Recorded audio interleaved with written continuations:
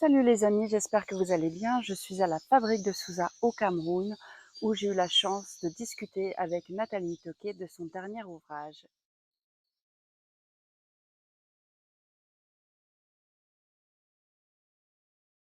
Que l'Occident s'approprie l'expérience humaine à travers sa capacité à nommer. Donc, dès qu'on nomme, on devient le propriétaire de quelque chose.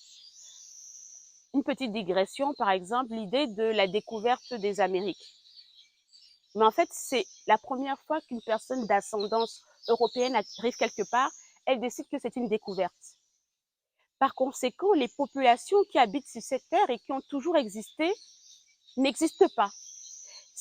J'oublie le nom de l'universitaire qui a inventé ce concept, c'est l'hubris du point zéro. Tout commence à partir du moment où l'homme blanc arrive quelque part et il a cette capacité à définir et à nommer. Mais cette capacité à définir, à nommer, est aussi ancrée dans une forme de violence réelle.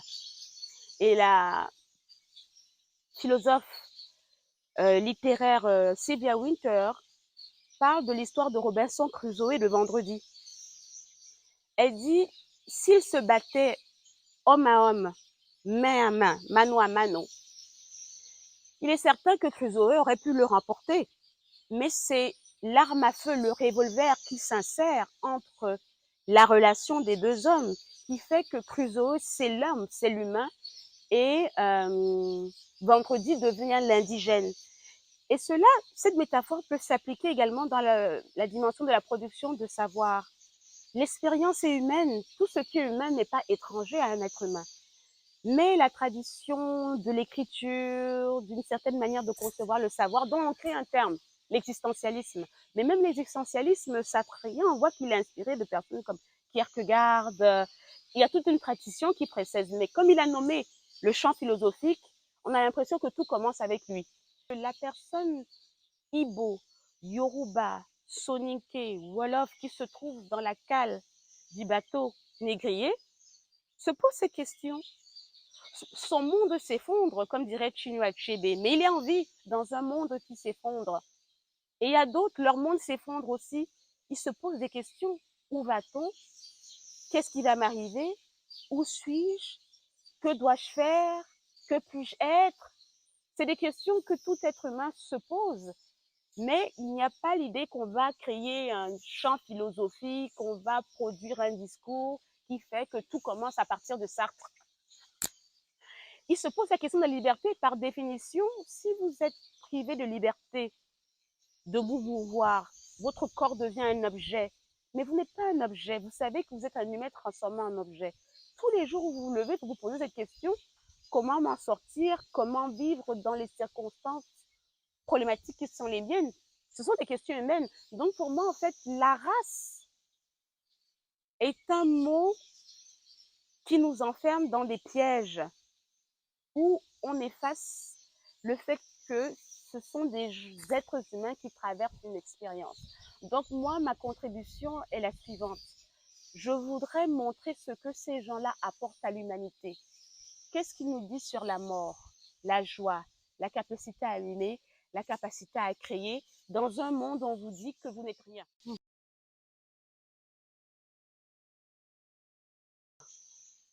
Alors si on emploie le verbe subir, on met en avant la passivité. Mais moi, je préfère employer le terme traverser. C'est comme entrer dans une tempête, traverser une tempête, sortir de la tempête. Et ce changement de perspective me permet d'insister sur ce que ces individus ont fait pour entretenir et maintenir leur humanité. Parce que oui, il y a une déshumanisation, mais la déshumanisation, c'est un processus. C'est quelque chose que le sujet subit. Et Michel Foucault dit qu'il y a deux manières d'être sujet. Et en anglais, il y a le verbe to be subjugated, qui existait aussi en français, mais qu'on n'utilise plus. C'est-à-dire subir, devenir sujet à travers ce que l'on subit, ou être soumis à une autorité, les sujets de Sa Majesté, etc. Mais également ce que l'on se fait, ce que l'on devient au sens existentialiste du terme. Et j'ajoute l'idée satrienne de la condamnation à la liberté. D'une certaine manière, quand on est humain, nous sommes condamnés à la liberté.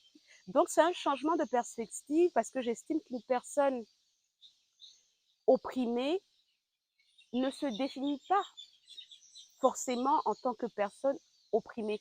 L'oppression, c'est une situation, pour employer un terme existentialiste. Donc, être humain, c'est être en situation.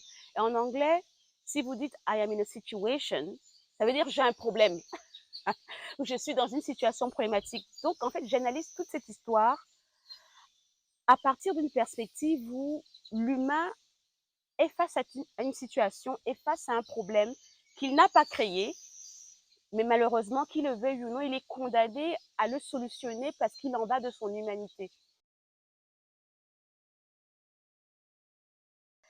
Aujourd'hui, on a réifié les productions culturelles dans un contexte de commercialisation. Mais pour moi, les musiques afro-diasporiques, spécifiquement américaines, mais elles peuvent s'appliquer également à la Caraïbe, mais je m'en tiens aux États-Unis en particulier, où dans le livre, j'analyse les chansons en particulier de Toto Bissand, mais je ne peux pas généraliser. C'est la culture, c'est la vie. Donc, ces populations qui se retrouvent donc dans une situation problématique, comment est-ce qu'elles essayent de comprendre leur situation? Il y a une forme d'autocompassion. Et c'est pour ça que le blues aussi est intéressant, même les spirituals sont intéressants, parce qu'il ne s'agit pas d'échapper à sa condition, mais vraiment il y a une dualité de la conscience, de son oppression et de ses aspirations à la liberté. Et la musique devient le langage qui octroie au sujet opprimé une liberté qu'il n'a pas de manière factuelle. Et je paraphrase ici Ralph Ellison qui dit dans un recueil d'essais, et le titre m'échappe actuellement, il y a un essai en particulier, il dit Music is what we had in lieu instead of freedom.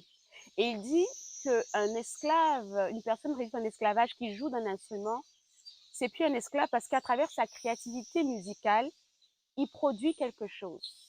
Donc, il s'accomplit à travers le geste de création. Il dit, a musician is a human who accomplishes himself or herself through the world of sound. Et quand vous écoutez, par exemple, Miles Davis ou Louis Armstrong, tous les deux jouent de la trompette. Mais il y a le sound. Moi, j'ai pas besoin, comme on dit, c'est Miles Davis. Je sais, c'est la tonalité, le ton, c'est le sound. Et pour lui, c'était une forme de liberté, mais qui est quand même particulière à travers une certaine expérience. Donc, c'est cette joie-là. La joie, c'est aussi James Baldwin qui analyse le blues. Il dit le blues, c'est la capacité de faire face au désastre.